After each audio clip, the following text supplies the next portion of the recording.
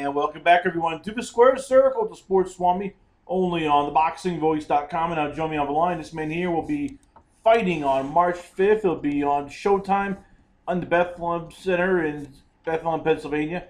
He'll be getting a big step up in competition. He'll be taking on the ever-durable Sam Soliman. Once again, I give you the pride and joy of the PBC. I give you it's Antoine Douglas. Antoine, let's start off here. You're taking on a guy who never does the same thing twice. Hell, I don't think even he knows what he's doing in Sam Soliman. How tough is it preparing for a guy who his style is like a hummingbird on crack, literally?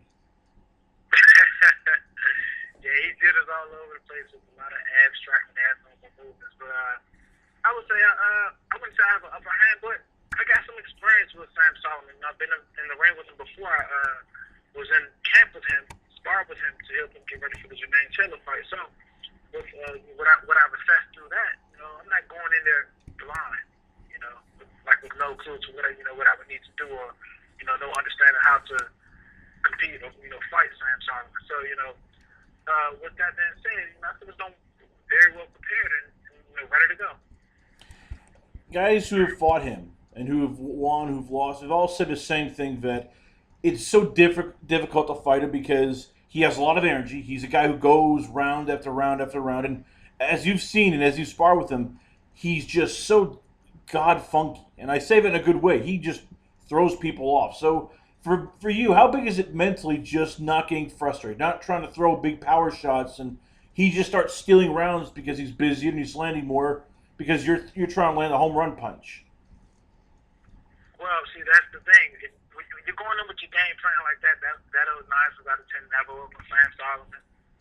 His movements are too abstract to trace, so to try to time or anything. So with the game plan, man, our team has set up, we plan to go in there and also use a number of punches ourselves and try to throw him off, because he throws off opponents because they try to set bombs up and everything, and that's not what we plan to do. So if and vice versa, we can throw him off, then we gain control.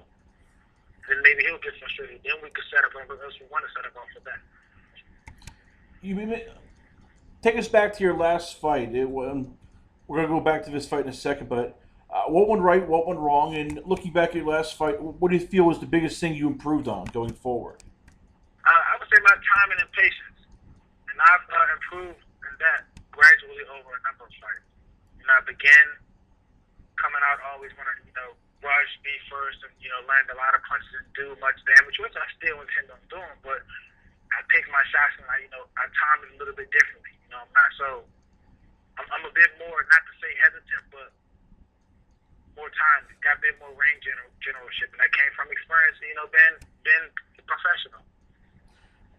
How big was it for you getting that fight against Les Sherrington, a guy who, he was different from most fighters he faced. He was a guy who had a winning record, a lot of experience, a lot of international experience, and he could give you something that you hadn't gotten with Thomas Lamana or Istan Zvili.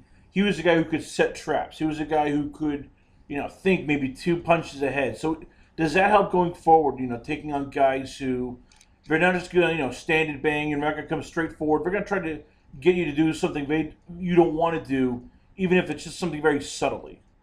It helped a lot, and it showed that me and my team, regardless of who was thrown in front of us, could find a way to adjust and figure out how to conquer whoever the opponent was. And like you said, like Sherrington, being different from a lot of my other opponents, he came in, he wanted to throw a lot of punches, and me coming off my jab and countering him, I took that away from him, and I think I took the confidence from him, wanted to be able to land a lot of punches on me and everything. So, with that, I was able to take control of that, and then vice versa, land a lot of punches on him, which, in result, scored 5 knockdowns, I think, 5 or 6 knockdowns, and a 6-round TKO.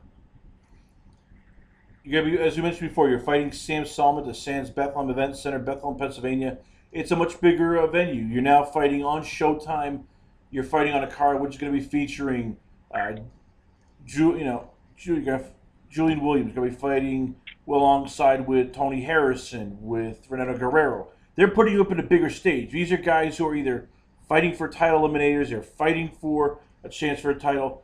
How big is it for you in your career right now, getting that chance to fight on a card where people, the fringe fans know who these guys are, and also the casual fans have heard of these guys a little bit?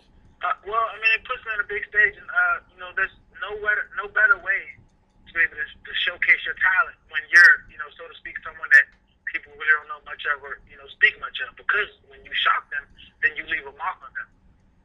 They remember that. So that's what I always plan to do. And it's a big stage, like I said, with these guys who are fighting on the card. And these are all wonderful fighters also. But, I go in there, I plan to do my thing. And this is just another step on the ladder, climbing to the top. You agree, when you sign that contract to become a boxer, you know what it takes, and I know what it takes. So me moving up, becoming on big stage, it's a big stage, and, it's nerve-wracking for a lot of people, but, this is what I signed up for. So I'm either in it all the way or it's not at all. A win over Sam Soliman carries a lot of clout for you. And I get it, he's coming off back-to-back losses, but he still has beaten guys who are pretty damn good. He's beaten, Felix Sturm. He has beaten Les Sherrington. One's over even Hermosi Albert. He's gone the distance with Jermaine Taylor. He's gone the distance with and beaten Sakio Bika. How big is it for you to get that win and finish him? Because if you do that, all of a sudden, people take notice. If you do that, people start looking and going, all right, this guy could be a future contender. It's definitely big. Like you say, he's very durable, very experienced, and his competition has been very up to par. So for me to beat him, unanimous decision, or let alone TKO him, would be just beautiful. And like I said, what better way to showcase? What better way to let people know that, look, I'm the real deal, and I'm serious about what I do. Once again, it's going to be March 5th, only on Showtime. It's the Sands Bethlehem Center. It's going to be, as we mentioned before, top of the hour, Tony Harrison versus the ever-tough Fernando Guerrero. We have, in a title eliminator, we have Julie Williams versus Marcelo Martano. We also, as you mentioned before, Sam Soliman versus Antoine Douglas. So, for you to win impressively, beat Sam Soliman, and not get just confused, what's the key to victory for you come March 5th? I would say my distance and off my jab. My distance and my jab. To keep him off the distance and not be able to let him get past my jab. Your distance, I feel like, is your first defense. So, with that, keep him on my distance, keep him on the end of my punches, and not let him get inside. He likes to get inside and crowd and wrap you up and get punches on the break, and whatnot. So, I'm trying to keep him from distance, not allow him to do any of that. And everything off my jab.